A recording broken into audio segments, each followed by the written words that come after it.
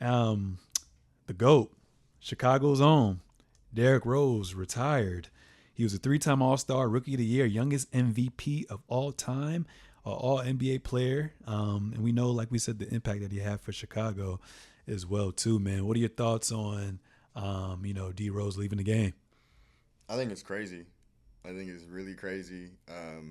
Honestly, not the fact that he retired because you could tell that it was about to happen, but just in perspective and in general, thinking about his career, there's never been anything like it. For someone clearly from being the youngest person to ever win the MVP to then blowing your knee out 2 years later, which also is crazy because you just look at how medicine has changed. Like dudes can tear their ACL now and they might not come back the same, but it's not as devastating as like, what it was to him. Um, I feel like he was a final part where like the medicine wasn't caught up yet. yeah, yeah.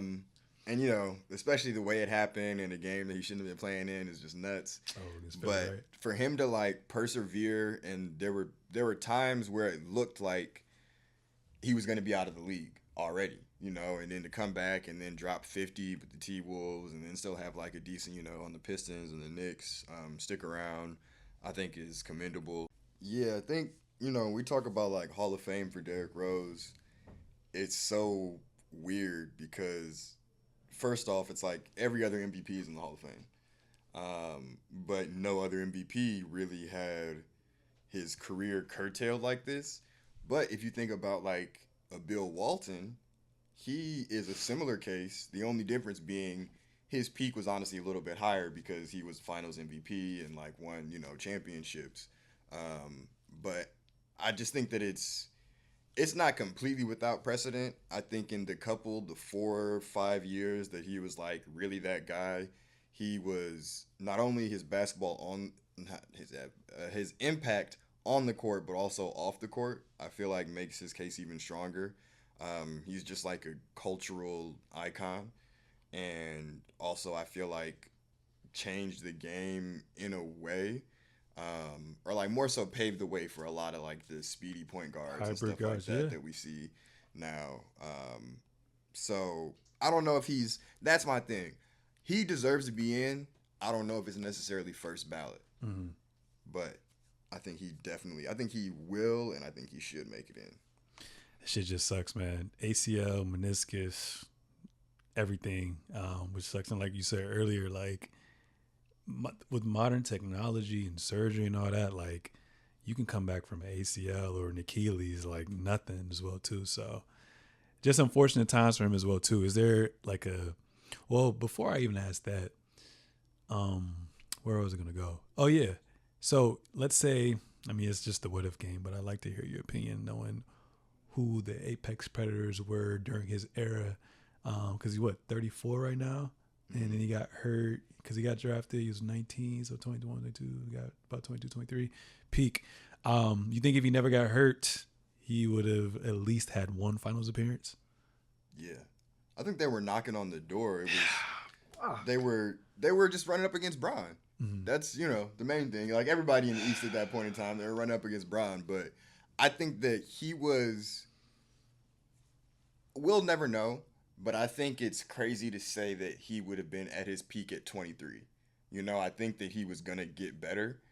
Whether that was just shooting or whatever, I think that he was going to find ways to expand his game, which he eventually did become a better shooter, Yeah. which he for sure was not earlier in his career. Mm-hmm. So I think that combined with which is so crazy because now Chicago is a dumpster fire and all the moves they make I think are terrible. But at that point in time, they actually did a pretty good job putting pieces around him. So I think they would have been able to build a team to.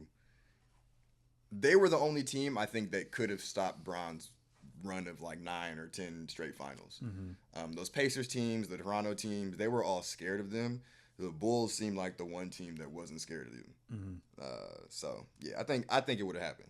Yeah, man. Nah, that was my dog, son. That was my dog. Numbers will say we'll see, but like you said, what he did on and off the court, I think, like you said, it won't necessarily be a first ballot Hall of Fame, but I think they're gonna put him in there for sure as well too. Is there a game that stands out to you, like one of your favorite games by him? Anything that come to mind? No, because Mine is probably when he came back from his injury, and this was the same year that LeBron re-signed with the Cavs for his second stint, the game winner, and it was the second round, the game winner one. yeah, Because that was just like, we know you've been through so much shit. Like, you deserve this moment right now as well too. And if Bron the next game doesn't make that corner three, I think they beat the Hawks in the or it was the Hawks that year. yeah, Hawks in the conference finals for sure. And who knows what happens against the Warriors, who didn't win yet. and that's my thing. Like, they were close when he wasn't even Wasn't even himself on- anymore. yeah. You know, like, so I definitely think they could have made it. That game winner was fire. I'll say actually, when he dropped 50 From in the the same Wolves? way, like it just felt very much like when bro started crying afterwards. You know, it was like, this is real. You know, like, he went from I'm literally the top player in the league to now I'm just a role player, journeyman, trying to like hang on for my NBA career and to come out and do something that he didn't even do when he was in his prime. Yeah. I think that was beautiful. No, that was fire. That was fire. So hopefully he gets into some nice, post-career content. So, he can do whatever he wants. So